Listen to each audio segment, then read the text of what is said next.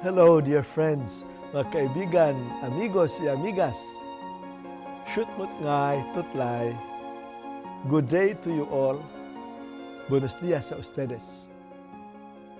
The discourse of today's gospel does not intend to describe the events of the last day. Rather, this is about the preparatory things needed so that we can successfully pass the final tests on Judgment Day. It focuses on Jesus, the Son of Man, and the ultimate significance of His person. Those whom He will receive in the kingdom are they who have had compassion and love for others. Love of neighbor, or the lack of it, is expressed in 6 ways in the Old Testament. The prophet Isaiah, speaking on behalf of God, said, "Is not this the fast I choose? To loose the bonds of injustice, to undo the thongs of the yoke, to let the oppressed go free, and to break every yoke? Is it not to share your bread with the hungry, and bring the homeless poor into your house? When you see the naked, to cover them, and not to hide yourself from your own kin." And Job also echoes this. "For you have exacted pledges from your family for no reason, and stripped naked of their clothing. You have given no water to the weary to drink, and you have withheld bread from the hungry.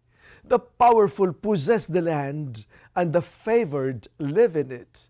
You have sent widows away empty-handed, and the arms of the orphans you have crushed." Dear friends, these ways are actually manifestations of the fundamental precept of love. The precept of love has nothing to do with money at all, nor with any financial consideration. That is to say, to do something in order to get a payback from God in return. If this were so, God would be forced to reward only the faithful. To act in this way, then, is to tie God's hands and to obligate Him to reward His devotees. This is a distortion of the true religion. Aha, see? The final judgment is based on the intention of loving service to the neighbor in need. The scene shows that the kingdom of God is greater than the visible structures of the church.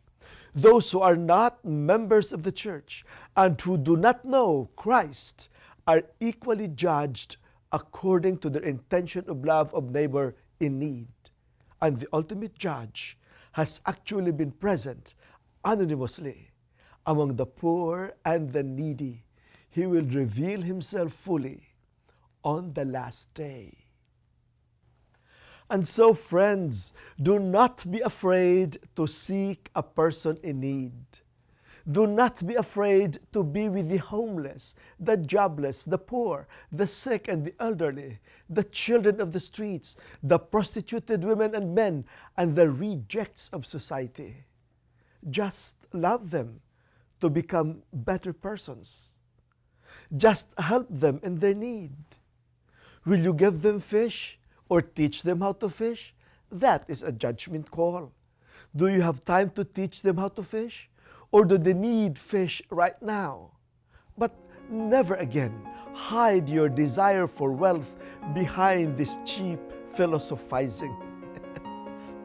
This is possible if we recognize Jesus among the poor and the vulnerable.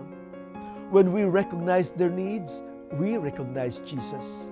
When they are touched by mercy, Jesus Himself is touched by mercy.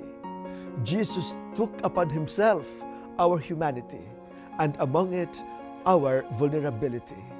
He allows Himself to be vulnerable through our most vulnerable neighbors. Jesus is present where human need is greatest. He asks us to be His hands and feet, to reach out towards the hungry, the thirsty, the strangers, the naked, the sick, and the imprisoned. Will you risk doing that now?